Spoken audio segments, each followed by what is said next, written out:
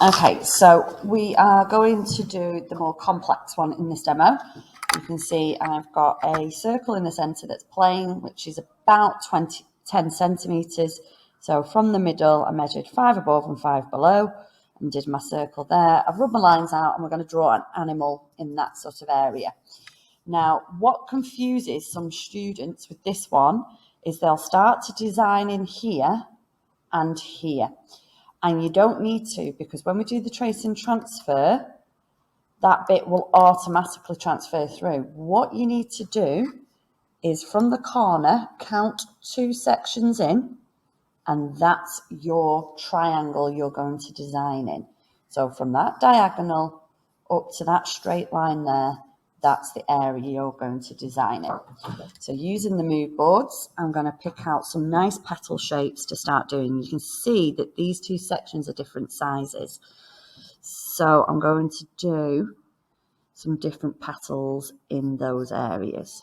Okay, I'm trying to keep it symmetrical and really neat. And I'm going to be making sure that they are the same as each other on this section. Sketch lightly, and then I'm going to do a little half petal here. So when it traces and transfers, it becomes a full one there. And because they're quite big areas, we can do lots of lovely detail. We start to do little borders inside them. We can do nice shapes, lots of circles in Indian art, so we can start to do those. Make sure your circles meet up and are even. Might do something different in this middle one. So I might take sort of like a V shape off there and add that to it. And it's got another circle there. Okay, and then I'm going to do a half design here. So I'm going to maybe do like a little flame shape in the middle of that one. Okay, moving on to my next section. Okay, I want more petals. So we want at least 2 different petal designs. I'm going to go with quite a large one, I think, there. That's a line of symmetry to help me get a nice shape here. I might do a skinny one in the middle of that. And then maybe another big one if I do a little line of symmetry there. Nice big round one.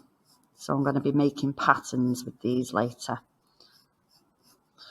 If, like me, the angle became difficult to do, turn your page and it'll be a bit better. And then we can rub out those lines of symmetry. We don't need them anymore. I'm not happy with that. Like, there we go. Okay.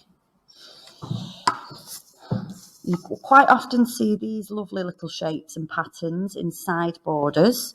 So you can add a design in there. So I'm going to add a nice little bump within it. Don't use geometric patterns such as zigzags or too many stripes. They don't have the Indian art feel to them. Pretend I've done that all the way across. Now I'm going to start to use some of the henna designs to fill in the outside and maybe even in some of these as well. And you can see with the henna sheets, we've got like very complex designs as well as some more simple ones. So depending on your target, depends on which sheet you should be using. So if you've got a target of say 4 or higher, you should really be trying to work from this sheet if you can. Okay, so